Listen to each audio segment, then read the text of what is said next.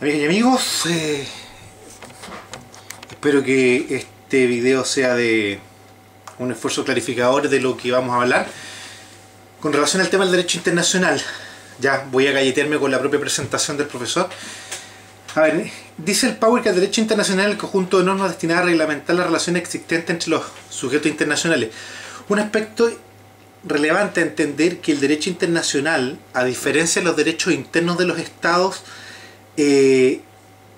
donde este último se estructura en base a órganos que crean normas jurídicas para reglamentar a los sujetos dentro de un determinado espacio físico, entiéndanse los estados, ya, y como órgano válido el Congreso, el derecho internacional carece de una asamblea constituyente en ese sentido. Por lo tanto, es la propia voluntad de los propios estados que se vinculan a través de este derecho los que son partícipes de este derecho, en el cual ellos buenamente dictan y se obligan a someterse a su normativa. ¿Ya? Ahora, como paralelo, y siguiendo la línea conductora del profesor, entre el derecho internacional y el derecho interno, él establece en la tabla que, en cuanto a su origen, el derecho internacional fundamentalmente se estructura en base a los tratados, que es la fuente más fecunda, y la costumbre. La costumbre, que pueda entenderse de una forma bastante simple, es la repetición constante y uniforme de actos con la conciencia o convicción por parte de los estados de que responden a una necesidad jurídica.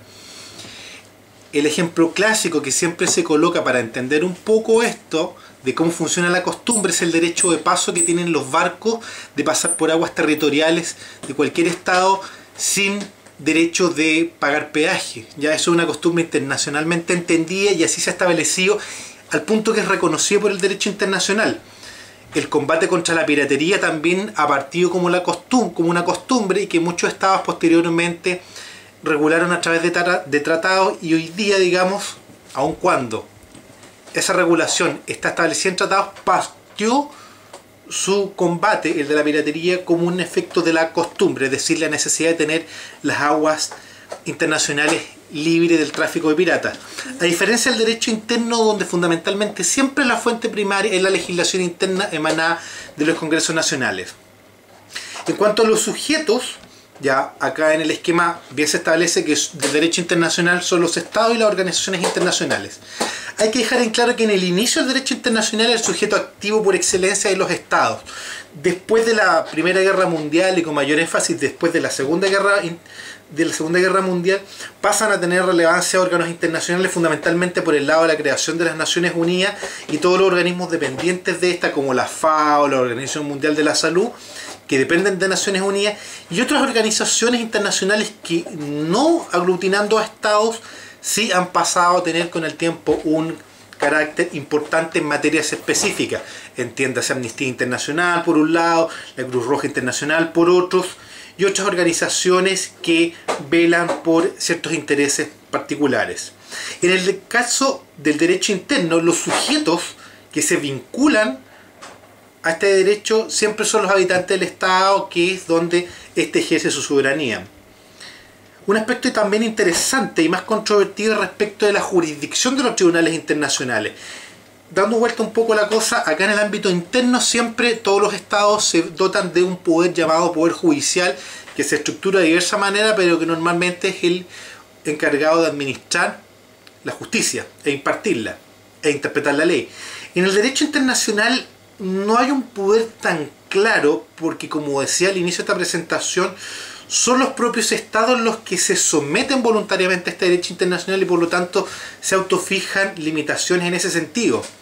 Lo que no obsta a que con el tiempo han nacido tribunales internacionales, como el caso más paradojal y que tiene una mayor incidencia hoy día con nuestro país, es el caso de La Haya en Chile, que es un tribunal que nace en la Carta de las Naciones Unidas, pero que solamente pueden comparecer los estados, no los sujetos individuales ni las organizaciones internacionales, sino que simplemente los estados.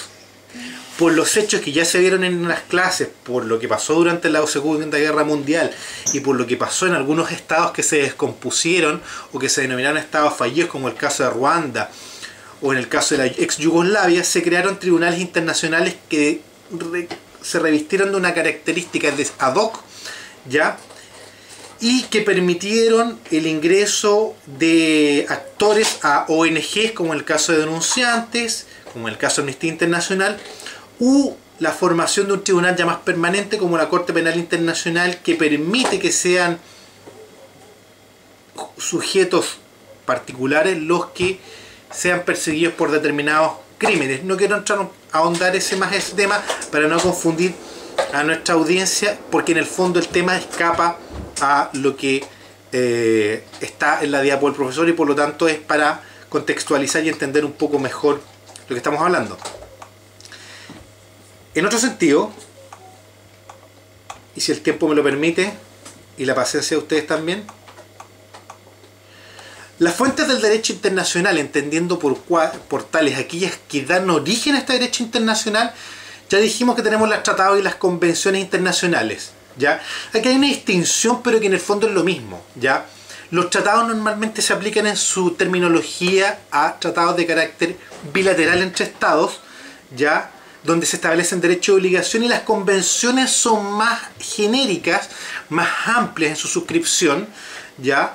Y normalmente pasan a ser un poco declaraciones de buenas intenciones, declaraciones de principio, más que un tratado donde normalmente es más contractual, en el sentido donde establecen de manera más clara derechos y obligaciones para los estados.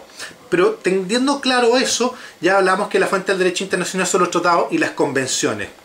También se habla de que sean generales a particulares, porque efectivamente tanto unas como otras pueden ser suscritas por dos estados, o pueden ser por dos o más estados o dos o más organizaciones internacionales, como por ejemplo la Declaración Americana o la Declaración de los Derechos del Hombre, ya que son declaraciones, es decir, son convenciones abiertas que los estados se van suscribiendo, donde por una parte está el organismo patrocinador, ¿ya?, y por el otro lado está la cantidad de estados que se quieran suscribir a estas convenciones. Por lo tanto, siempre por ambas o por una de las partes puede ser uno o muchos estados, ¿ya? En la costumbre internacional me remito a lo ya dicho, para no complicar más a la audiencia, ¿ya?, pero entendiendo que la costumbre es aquella repetición constante y uniforme de hechos que responden a una convicción de lo que se está haciendo es jurídicamente válido y reconocido por la comunidad internacional. Y los principios generales del derecho, que en el fondo a veces son aquellas cosas que son más difíciles de entender, son aquellos principios que las naciones civilizadas, y aquí una cosa bastante discrecional, reconocen como tal y que por lo tanto pasan a ser valores absolutos dentro del derecho internacional. Por ejemplo, un principio general del derecho es el respeto a la vida, ¿ya? Hoy día un principio general del derecho que ha ido ganando mucho terreno es el respeto por los derechos de los géneros, ¿ya? El respeto a los derechos de los pueblos originarios. En el fondo son principios internacionales que nacen dentro de los propios estados, pero por ser respetados por la comunidad internacional empiezan a tener un reconocimiento a nivel mundial, y que nadie puede discutir hoy día, porque nadie puede considerar que un estado tenga derecho a andar asesinando indiscriminadamente a personas por motivo de raza, etnia o de género. Eso en general es un principio general del derecho. Hay otros más, pero creo que con esto queda más que claro. Ahora, como medio auxiliar, o como fuente indirecta, es decir, no las que ya hemos hablado, sino que aquellas que van un poco más atrás del derecho internacional, tenemos otras que son, por ejemplo, las decisiones judiciales, ¿ya?, y la doctrina de los tratadistas, de los publicistas, como llamamos nosotros. La primera de ellas, las decisiones judiciales, son aquellos casos, por ejemplo, lo que sucede con la resolución de la Haya en el conflicto Chile-Perú, que aun cuando va a ser una resolución de un tribunal internacional que solamente va a ser aplicable a dos países, en este caso el Perú y el nuestro, ya, obviamente ese fallo va a servir para clarificar a otros países que se encuentren en disputas más o menos parecidas. Por lo tanto, por eso se llama como una fuente o como medio auxiliar, porque no es directamente vinculante a todos los estados. Sí, por el hecho de serlo para dos estados, esa decisión es relevante. Lo mismo pasa con ciertas resoluciones de órganos internacionales que normalmente van dirigidas en contra de un país, como por ejemplo las resoluciones que dicta una agencia relacionada con la protección de derechos humanos, ¿ya?, y que en el fondo, cuando pone en tela de juicio la actividad de un país respecto a los derechos humanos, junto con señalar la situación de ese país en el contexto internacional, también cierta una suerte de precedente para los otros países que se podrían encontrar en situaciones particulares. La doctrina de los tratadistas en el fondo es aquella doctrina que los autores internacionales de mayor énfasis, mayor respeto, que uno normalmente consulta, son las opiniones que emiten en sus libros, en sus simposios, y que por el carácter de la persona que lo emite ya son tomadas en consideración por los países o por los distintos poderes judiciales de los estados o por los abogados en particular, dependiendo del caso. ¿Ya? Y finalmente dice, como medio auxiliar está la equidad si las partes así lo convienen. Es decir, que a falta de todas las fuentes anteriores, ya cuando un tribunal internacional se enfrenta a una situación que no está regulada por ninguna de todas estas cosas que hemos visto, ni por tratados, ni por convenciones, ni por costumbres, ni por principios generales del derecho, ni por decisiones judiciales, siempre al final los jueces internacionales tienen al final el sentido de justicia, el sentido de equidad, es decir, fallar en lo justo, como dirían los romanos. ¿Ya? Por lo tanto, ese es el sentido de equidad. Volviendo al tema y la definición conceptual, bueno, dice que tratado es un acuerdo entre dos o más estados regidos por el derecho internacional y destinado a producir efectos jurídicos. ¿Ya? Si continuamos un poco más abajo, dice que el tratado puede ser denominado como una convención, protocolo, convenio o carta, dependiendo de la naturaleza jurídica de esta y en el nivel de vinculación. ¿Ya? Un tratado normalmente es absolutamente vinculante para las partes, una convención un poco más genérica, ¿ya? Y una carta pasa a ser prácticamente una declaración de buenas intenciones que las partes simplemente adhieren, suscriben. ¿Ya? Los protocolos jurídicamente son lo que nosotros entenderíamos como anexos de contrato, es decir, son aquellos tratados que a su vez regulan o perfeccionan materias ya reguladas por un tratado y que en el fondo lo complementan. Así como en la experiencia laboral de cada uno de ustedes, me imagino que en algún momento tiene que haber firmado en su momento un anexo de contrato de trabajo donde se establecía una mayor o menor cantidad de remuneraciones o mayor cantidad de privilegios. El protocolo tiene el mismo efecto, es decir, viene a complementar algo que ya está rigiendo. ¿Ya? Ahora, para que exista el costumbre internacional deben concurrir dos elementos que son súper importantes y que hay que tener claro. La práctica constante y uniforme en los estados por un periodo de tiempo. Es decir, tiene que haber una repetición y una práctica constante y uniforme. No puede ser una práctica esporádica ni a la conveniencia de los estados, sino que tiene que ser efectivamente en un lapso largo de tiempo una costumbre adoptada por uno o varios estados y que responda a una convicción jurídica. A modo de ejemplo, uno de nuestros argumentos de defensa en el caso de la demanda marítima del Perú ante la Haya es justamente que el Perú ha hecho una repetición constante y uniforme de reconocer el límite que hoy día cuestiona como un límite marítimo válido. ¿Ya? Y por lo tanto, en ese sentido, la costumbre que ha ejercido el Perú ha sido incluso en contra de lo que ellos hoy día plantean y que por lo tanto es un elemento que el Tribunal de la Haya debe tener en consideración. Esta costumbre, este periodo, debe ser regido por un periodo de tiempo. ¿Cuánto? Es un tema súper discutible y que no voy a profundizar para no complejizar a la audiencia. ¿Ya? Como segundo punto, el reconocimiento de los estados, ya que estamos hablando del derecho internacional, de que esta práctica es jurídicamente obligatoria, es decir, lo que se denomina la opinión juri, es decir, que es una opinión jurídicamente válida, es decir, los estados se someten a esta costumbre porque consideran que es válida, ¿ya? Porque crea derecho. Ahora, dentro de lo que son los organismos internacionales, ¿ya? Como sujeto del derecho internacional, tenemos que establecer que a nivel internacional hay muchos tipos de organizaciones internacionales, las ONG fundamentalmente, entendiendo que la más importante en ese sentido, que no siendo una organización gubernamental, la Organización de Naciones Unidas sí sirve como foro para todos los estados del mundo que se declaren amantes de la paz y cuya característica principal es que tienen personalidad jurídica, es decir, pueden actuar válidamente a nivel internacional con representación propia, es decir, por ejemplo, Naciones Unidas actúa como organismo internacional y firma como Naciones Unidas a través de su representante, que es el secretario general. Lo mismo pasa con los encargados del Programa de Naciones Unidas para el Desarrollo, la UNICEF, ACNUR, es decir, los distintos departamentos que tienen una personalidad jurídica ya como organismo dependiente de Naciones Unidas, o aquellas ONGs que no son de Naciones Unidas pero que tienen una importancia radical en el derecho internacional, como por ejemplo Greenpeace en el tema del manejo y control de ciertas áreas que tengan que ver con la depredación marítima, forestal, ¿ya? Y otras áreas que son relevantes, o como el caso de la Cruz Roja Internacional, que es una ONG de origen suizo, cuya importancia capital es brutal hoy día.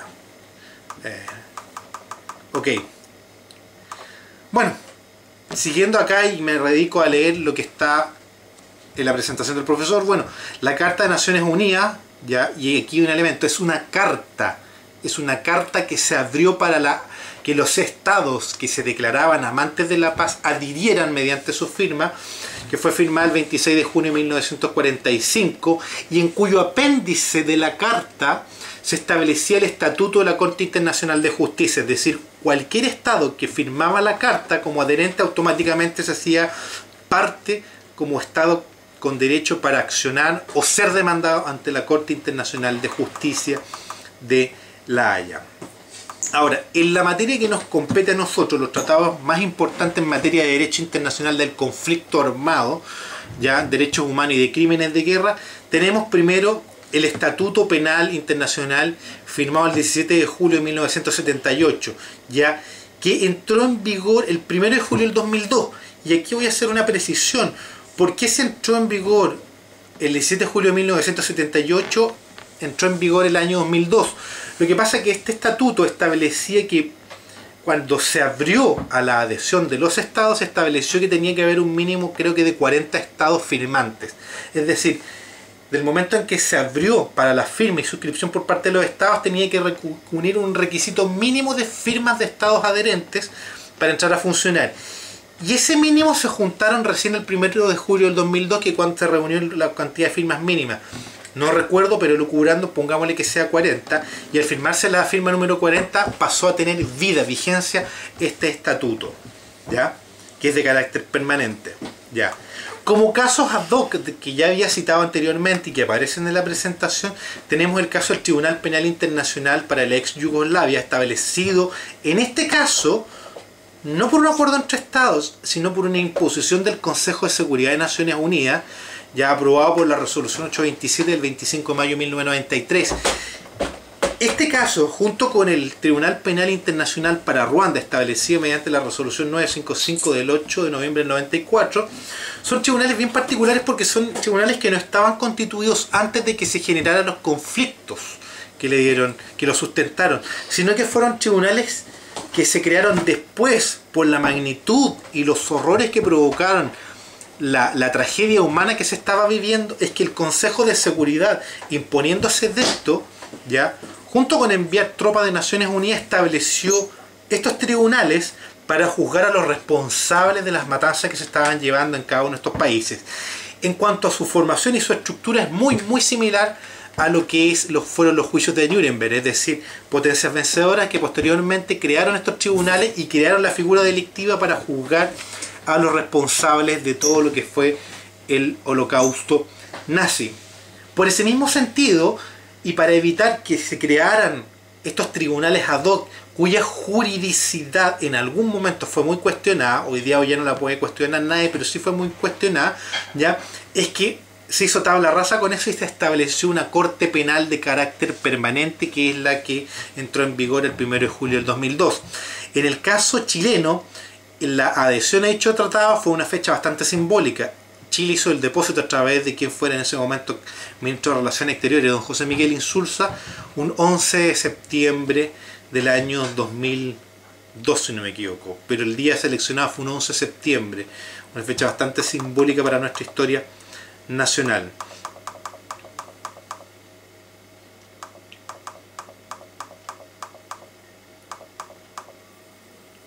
El derecho internacional de los conflictos armados tiene una particularidad, y es que justamente es un derecho que entra a regular cuando hay un conflicto armado, ¿ya? Porque aun cuando nos parezca ilógico, la guerra tiene sus normas y estas normas tienen que ser respetadas, ¿ya?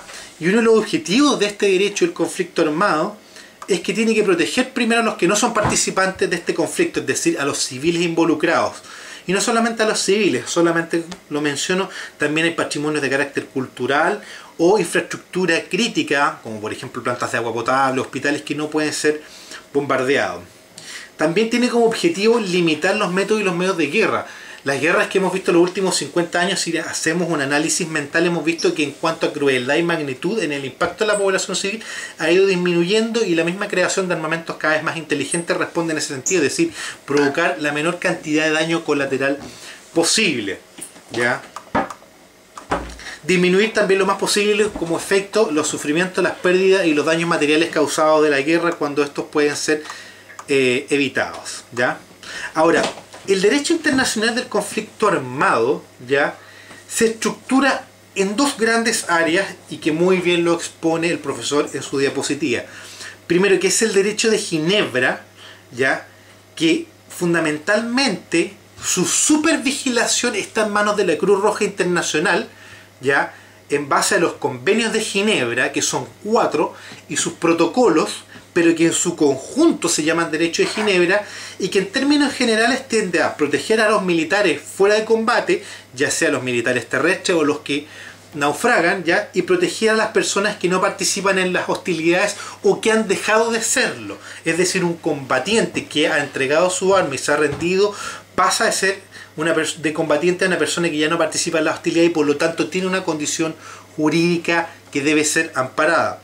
Situación muy particular que afectó, digamos, a muchos talibanes que fueron capturados en Afganistán, donde la situación jurídica de Estados Unidos la ponía en tela de juicio porque no les daba el estatus de combatiente, sino que un estatus de terrorista, que era una situación bastante ambigua, ¿ya? El derecho a la Haya es un derecho más preventivo de la guerra, existe antes de la guerra, y que en el fondo justamente lo que busca es limitar la elección de los métodos de la guerra. Ya establece derechos y obligaciones para las partes y regula la conducción de las hostilidades. Es decir, es un derecho más regulatorio en el sentido de cómo materialmente se lleva la guerra, mientras que el derecho de Ginebra fundamentalmente se organiza para proteger a los militares dentro y fuera de las hostilidades, y en algunos casos de bienes de carácter cultural o instalaciones como los hospitales o los orfanatos, que no deberán ser blancos de la guerra. En la diapositiva que sigue, efectivamente, ya cuando habla de los convenios de Ginebra, entendiendo que estos convenios de Ginebra se estructuran dentro del derecho de Ginebra, tenemos los 4 convenios de Ginebra, que el primero es la protección de los heridos y enfermos en tierra, la protección de los heridos, enfermos y náufragos en el mar, el trato de los prisioneros, es decir, aquí ya las personas que han dejado de ser combatientes, la protección de personas civiles en tiempo de guerra. No nos olvidemos que hay muchas organizaciones internacionales que incluso en guerras declaradas participan prestando ayuda humanitaria. El caso más paradojal es la Cruz Roja, por un lado, ya, que presta ayuda a la población civil y a las partes beligerantes. Por otro lado, por ejemplo, está UNICEF, que normalmente tiene que ver mucho con la protección de la infancia cuando hay niños involucrados, y el manejo de las campañas para evitar la participación de niños soldados, ¿ya? Y por ejemplo ACNUR, que tiene que ver con el tratamiento de los refugiados, la FAO, que normalmente tiene que ver con los programas de alimentación justamente en situaciones de conflicto donde normalmente a la población se le priva de el acceso a la alimentación básica, ¿ya? Y en la página que sí, efectivamente habla de los protocolos adicionales, que son protocolos que, si uno mira la fecha, son del año 77 y 2007, y justamente son protocolos posteriores, porque los 4 convenios de Ginebra son del año 66 y que justamente buscan una protección más detallada de situaciones que en el año 66 no estaban muy bien reguladas y que posteriormente con estos protocolos sí se establecieron, entre ellos, por ejemplo, la simbología de lugares que son protegidos, llámese la Cruz Roja, y me remito a la explicación que dio el profesor en clase, la Media Luna Roja, ya, que normalmente se aplica en países de carácter islámico, es decir, instalaciones protegidas por la Cruz Roja, por la Media Luna Roja o la Cruz Roja, no deben ser blancos.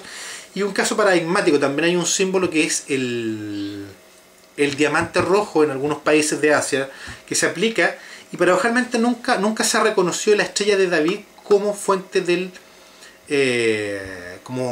símbolo de protección, aun cuando Israel lo ocupa dentro de sus ambulancias y dentro de algunas instalaciones, pero internacionalmente no se reconocen.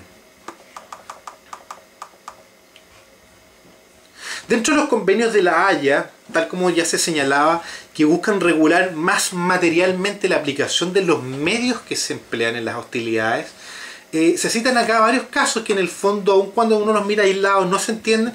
Justamente trató de eliminar o limitar al menos la aplicación de ciertos artilugios bélicos que se consideraron extremadamente dañosos. Por ejemplo, las balas Dum Dum, que se hinchan y se aplastan fácilmente en el cuerpo. La prohibición del uso de la guerra de gases asfixiantes, tóxicos o similares, de medios bacteriológicos, que si uno lo mira es del año 25. ¿Y por qué el año 25? Porque ya en la Primera Guerra Mundial se había hecho uso del gas mostaza y otros gases visificantes, ¿ya? Y por lo tanto se había visto su impacto no solamente en los medios militares, sino que en la población civil. Y por eso ya en el año 25 se busca limitar lo más posible el uso de estos gases. Y por eso en este tipo de armas muchos estados no reconocen su tenencia, ni mucho menos su uso, y solamente han habido algunos estados que la han usado, pero normalmente los estados siempre se recuerdan de decir que no la tienen. Por eso incluso en el caso de la Realidad Nacional, Chile, cuando en el caso de Eugenio Berrío se descubrió de que él estaba trabajando con la sintetización del gas sarín, siempre el Estado de Chile lo negó, ¿ya? También lo mismo sobre el empleo de armas, la prohibición del empleo de armas incendiarias del año 80. Si uno mira lo que fue la guerra de Vietnam, particularmente con los bombardeos a través de bombas de napalm y los efectos